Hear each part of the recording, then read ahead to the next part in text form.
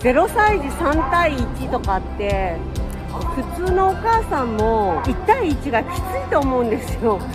それを3対1で見るっていうのが業務的っていうか、子供の心に寄り添ってないっていうか、流れ作業っていうか、そういう感じになりがちなんですよね。